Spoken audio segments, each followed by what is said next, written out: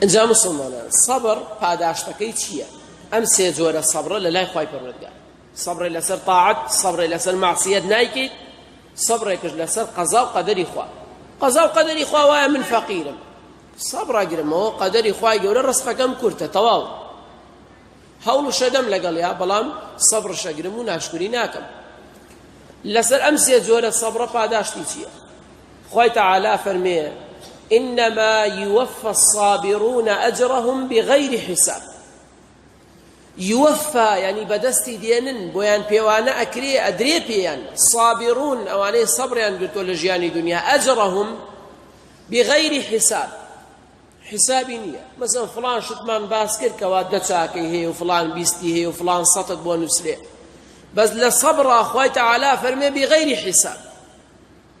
يجي لا بيوتشاكان لعلماء فرمون كالنهر المنهمر، ڕووبارێک چۆن ئاوا هەڵبقڵێ بێتە دەرەوە بە پانتای ڕووبارەکە بڕژێت چنێکی لێ ڕواڵێ پاداشتی ئینسانی سابر لە پێناو خوادا ئەوەکو ئەوە وایە وەکو ڕووبارێک بڕژێتە سەریە. پاداشتەکەی ئەجرەکەی لە لای خوای پەروەردگار بۆ شێوازێ، یعنی دیاری نەکراوە مسلمانان ئەجر لە هەموو بە شێوەیەکی عام دیاری نەکراوە، لەسەر هەندێک بابەتی خاص دیاری کراوە. و ئینسانی سابر مسلمانانی خۆشەویست خوای پەروەردگار لە قورئانە باسییانەکە فەرمێ الذين إذا وبشر الصابرين، مژدە بدە بە سابر. خوا خۆیە فەرمێ مژدەی پێ بدە بۆی سابر زیاتر بە قووەت بێ دڵی.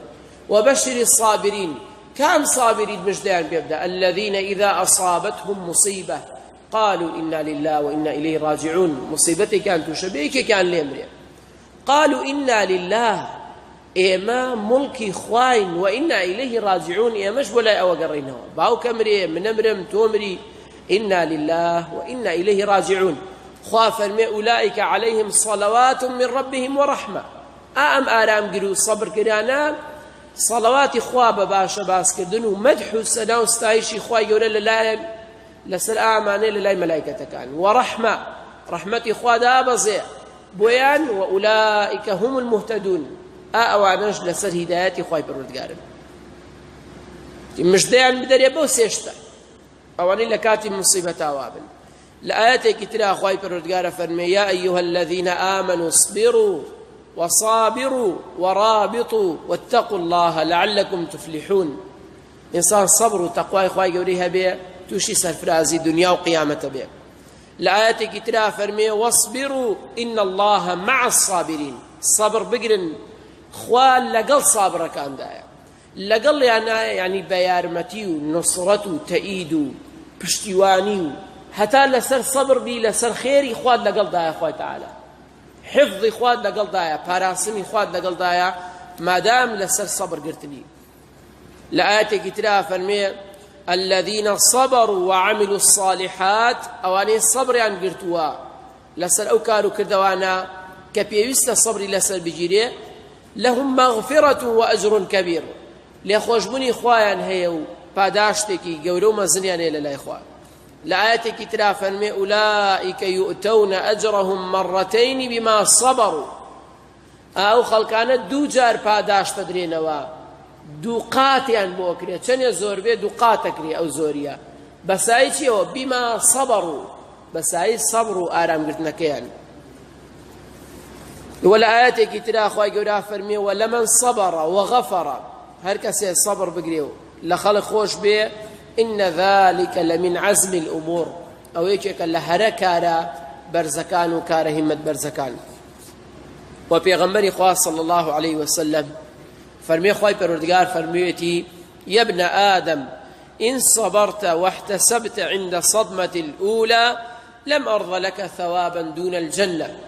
قال أين وي آدم أقل لقل يكم مصيبتك ليتي دا بلاك توشد بو صبرت قرد لقل يكم دقيا چونكم خلقي مسلمان يكم دقا ناشكري دنياك دواي أوالي كورا صبر قرين شيبكين صبر قرين مالاي خواهي قوري مصيبتة توشمان بو صبر قرين إن شاء الله را بس يكم دقا ناشكري دنياك. خواه فرمي أي بني آدم أقل صبرت قرد احتسبت شاورو حسابي فاداش تتكل لا خواهي قورا عند الصدمة الأولى ليكم جار كمصيبتك توشبه خوای گەورە ئەڵێ بە هیچ پاداشتێ بۆ تۆ ڕازی نیم لە بەهەشت زیاد لە بەهەشت کەمتر، یعنی کەمترین پاداشتی تۆ بەهەشتی خوای پەروەردگارە کاتێ موسیبەتت توش بێ.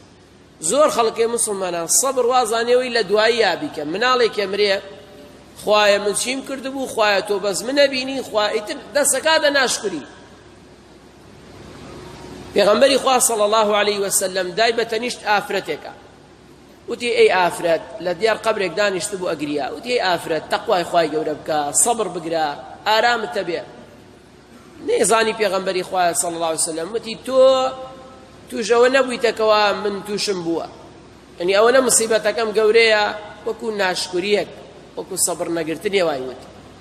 وتی ئەوەی تووشی من بووە تووشی تو نەبووە. پێغەمبەری خوا بەجێی هێشت و ڕۆیشتەوە بۆ ماڵەوە، وتیانەوە پێغەمبەری خوا بووە قسەیەت بۆ کرد.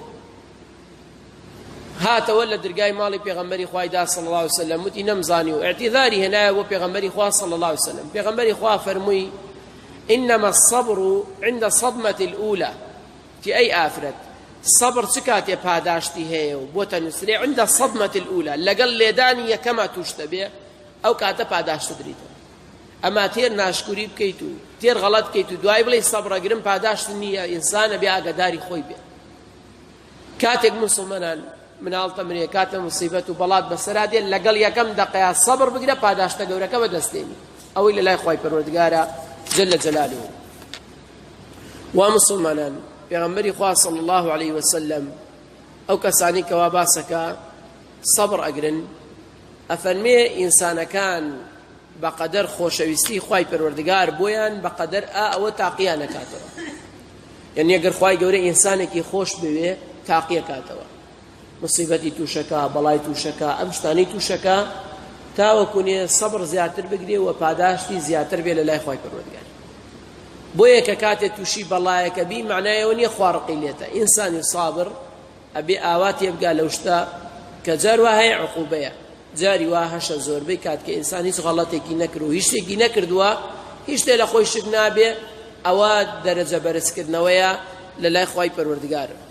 و مسلمانانی خۆشەوی سەبر گوناح و تاوانەکان ئەسڕێتەوە. پێغەمبەری خوا فەرمێ صلی الله عليه وسلم فما يبرح البلاء بالعبد حتى يتركه يمشي على الأرض ما عليه خطيئة. ئەڵێ بەڵا بەسەر ئینسانی مسلمانەوەیە سەبر ئەگرێ، ئەڵێ وای لێ دێ زەلامی وا هەیە ئەمەنە بەڵای توش بووە، بەسەر زەویە ڕوا یەک گوناحی پێوە نییە، یەک تاقە گوناحی پێوە نییە، وەکو مناڵێکی تازە لەدایک بوو. ئەوش بەسایی چیەوە؟ بەسایی ئەو سەبرە لەسەر ئەو بەڵاو مصیبەتەی خوا.